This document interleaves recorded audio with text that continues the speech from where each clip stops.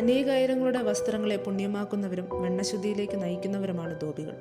അവരുടെ കൈകളുടെ പ്രഹരത്തിൽ അടിഞ്ഞു വീഴുന്ന ചെളികളിൽ പുണ്യം തേടി വൃത്തിയുടെ സൗന്ദര്യം പടർത്തിയവർ. എന്നാൽ കഴിഞ്ഞ 50 വർഷമായി ഈ തൊഴിൽ ചെയ്യുന്ന 72 വയസ്സുള്ള മുരുകേശിൻ്റെയും ഭാര്യ മരിയമ്മയുടെയും ജീവിതം അവർ കഴുകി വെളുപ്പിച്ച തൂവുള്ള വസ്ത്രങ്ങൾ പോലെ മേന്മയുള്ളതല്ല.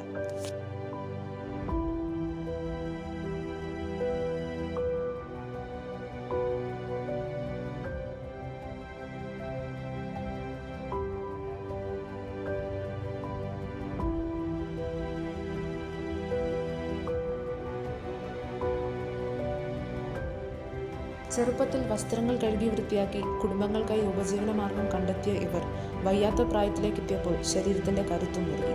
പണിയെടുക്കാൻ കഴിഞ്ഞിരുന്ന പൈതൃകം നഷ്ടമാവുകയും ചെയ്തു. ദിവസം തോറും കഴിയാനായി അവർ ഇപ്പോഴും തങ്ങളുടെ കുലത്തൊഴിൽ പിന്തുടരുന്നു. എന്നാൽ ആരോഗ്യ പ്രശ്നങ്ങളും സാമ്പത്തിക പ്രതിസന്ധിയും ജീവിതത്തെ തളർത്തുകയാണ്.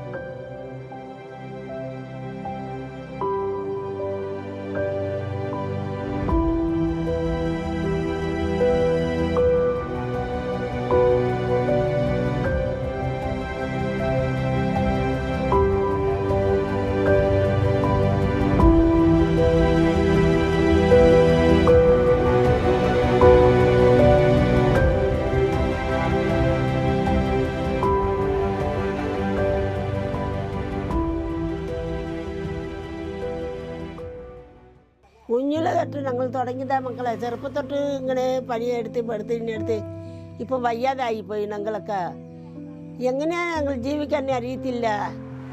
നമുക്ക് പിള്ളേർ ആരില്ല, പിള്ളേർ കഞ്ഞി കൊടുക്കുന്നു അതില്ല. ചെറുപ്പത്തൊട്ട് ഇത് അലക്കി തേച്ച് തേറ് വേറെയാ കൊണ്ടുപോയി കൊടുത്താലേ പൈസ കിട്ടത്തുള്ളു. അത് കൂടെ ഓവർമാർ തരത്തില്ല. ഇപ്പം ഇല്ല, പിന്നെ വരാണ് അന്നേരം ഞങ്ങൾ പട്ടിണിയാ കിടക്കണു. ഇതൊക്കെ മകന് പണിയെടുത്ത് ജീവിക്കുക, അങ്ങനെ ഇരിക്കുക. ഈ വീടൊക്കെ വീടൊക്കെ ചോർവാ. ചോറിൻ്റെ വീട്ടിലാണ് കിടക്കുക. ഞങ്ങൾ രണ്ടുപേരും പട്ടിണിയും പശിയുമാ കിടന്നതിന് കഷ്ടപ്പെടുവാ. ഞങ്ങൾ ഈ തുണിയാളൊക്കെയാലേ ഞങ്ങൾക്ക് ജീവിതം ഇല്ല.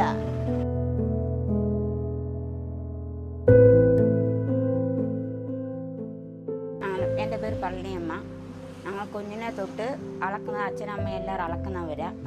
ഞാൻ അളക്കാൻ പോയതാ. പിന്നെ അളക്കാൻ പോയപ്പോൾ മഴ കാരണം കൊണ്ട് അളക്കാൻ ഭയങ്കര ബുദ്ധിമുട്ടും പറഞ്ഞിട്ട് അളക്കാൻ ഇപ്പം പോകുന്നില്ല. അതിന് കൂലിപ്പണിക്കാണ് പോകുന്നത്. പിന്നെ ഒന്ന് അച്ഛനില്ല, ആങ്ങളമാരില്ല, അവരെല്ലാം മരിച്ചുപോയി. ഇപ്പം ഞാനും എൻ്റെ അനിയത്തി മാത്രമേ ഉള്ളൂ. പിന്നെ ഇത് മതിന് വരെയൊക്കെ ഇവിടെ ഇരിക്കുന്ന ഭയങ്കര പാടും മനസ്സ്. ഈ വീട് വിട്ടേച്ച് വേറെ വാടകയ്ക്കാണ് പോയിരിക്കുന്നത്. പിന്നെ എന്നാ വെച്ചാൽ കൂലിപ്പണിക്ക് പോയിട്ട് വിറവെടുപ്പ് ഗ്യാസൊന്നുമില്ല. ഞങ്ങൾക്ക് വിറവെടുപ്പാണ് വെച്ചിരിക്കുന്നത്. ഒരു വസതി വായ്പൊന്നും ഇല്ല ഞങ്ങൾക്ക്.